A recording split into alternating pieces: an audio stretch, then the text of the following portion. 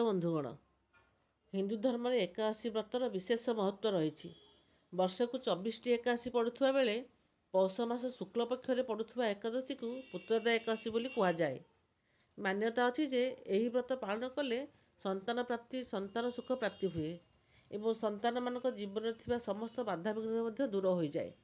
ଆଜିର ଏହି ଭିଡ଼ିଓରେ ଆମେ ଜାଣିବା ପୁତ୍ରଦା ଏକାଦଶୀର ଶୁଭ ମୁହୂର୍ତ୍ତ, ମହତ୍ତ୍ୱ ଏବଂ ପୂଜାବିଧି ବିଷୟରେ। ପୂଜାବିଧି ଏବଂ ମହତ୍ତ୍ୱ ବିଷୟରେ ଶାସ୍ତ୍ର ଅନୁସାରେ ଏହି ଏକାଦଶୀ ବ୍ରତ ବିଶେଷ କରି ସେହି ଦମ୍ପତିଙ୍କ ପାଇଁ ଅତ୍ୟନ୍ତ ଗୁରୁତ୍ୱପୂର୍ଣ୍ଣ ଯେଉଁମାନେ ସନ୍ତାନ ପ୍ରାପ୍ତି ପାଇଁ ଇଚ୍ଛା କରିଥାନ୍ତି। ଏହି ବ୍ରତ ରଖିବା ଦ୍ୱାରା ମନୁଷ୍ୟର ସମସ୍ତ ଜାଣତ ଅଜାଣତରେ ଥିବା ସମସ୍ତ ପାପ ମଧ୍ୟ କ୍ଷୟ ହୋଇଯାଏ। ଯେଉଁମାନଙ୍କର ସନ୍ତାନ ଅଛନ୍ତି ସେମାନେ ମଧ୍ୟ ସନ୍ତାନମାନଙ୍କ ପାଇଁ ମଙ୍ଗଳ ଏବଂ ଦୀର୍ଘାୟୁ କାମନା କରି ଏହି ବ୍ରତ ପାଳନ କରନ୍ତି। ସବୁ ମାତାପିତାମାନେ ଏହି ବ୍ରତ କରିବା ବିଧେୟ। ପୁରାଣ ଅନୁସାରେ ଏହି ବ୍ରତ ଭଗବାନଙ୍କ ନାରାୟଣଙ୍କ ପୂଜା କଲେ ମୃତ୍ୟୁ ପରେ ବୈକୁଣ୍ଠ ପ୍ରାପ୍ତି ମଧ୍ୟ ହୋଇଥାଏ। ଆସନ୍ତୁ ଜାଣିବା ଆଜି ଏହି ପୂଜାବିଧି ବିଷୟରେ।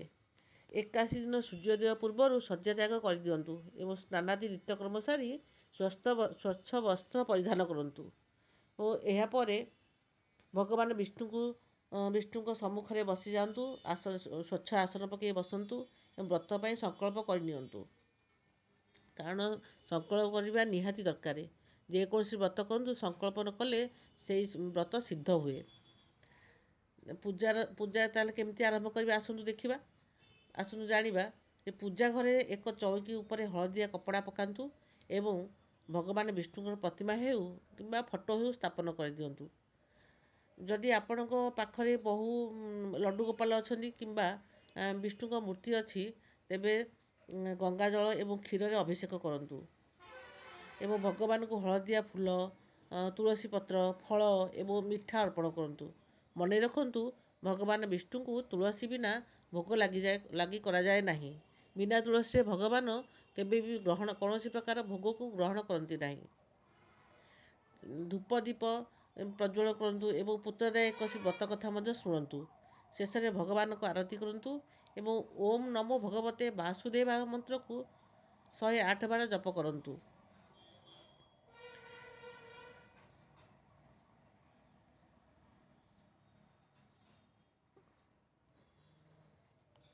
ଏକାଦଶୀ ଦିନ ଚାଉଳ ବା ଅନ୍ନ ଭୋଜନ କରନ୍ତୁ ନାହିଁ, କାରଣ ଅନ୍ନ ଭୋଜନ କରିବା ନିଷେଧ। ଏହି ଦିନ ଶାରୀରିକ ଏବଂ ମାନସିକ ଶୁଦ୍ଧତା ମଧ୍ୟ ବଜାୟ ରଖିବା ନିହାତି ଦରକାର। ତାପର ଦିନ ଦ୍ୱାଦଶୀ ଦିନ ପାଳନା କରନ୍ତୁ। ପରଦିନ ଅର୍ଥାତ୍ ଦ୍ୱାଦଶୀ ତିଥିରେ ବ୍ରାହ୍ମଣ ବା ଗରିବମାନଙ୍କୁ କିଛି ଭୋଜନ କରାନ୍ତୁ ଏବଂ ଦାନ ଦକ୍ଷିଣା ଦେଇ ବ୍ରତକୁ ଉଦ୍ଯାପନ କରନ୍ତୁ। ଶେଷରେ କହୁଛି ବନ୍ଧୁଗଣ, ଭକ୍ତି ଓ ନିଷ୍ଠାର ସହ ପୁତ୍ରଦା ଏକାଦଶୀ ପାଳନ କଲେ ଭଗବାନ ବିଷ୍ଣୁ ନିଶ୍ଚୟ ଆପଣଙ୍କ ମନସ୍କାମନା ପୂର୍ଣ୍ଣ କରିବେ। ଆଶା କରୁଛି ଏହି ତଥ୍ୟ ଆପଣଙ୍କ ପାଇଁ ସହାୟକ ହେବ।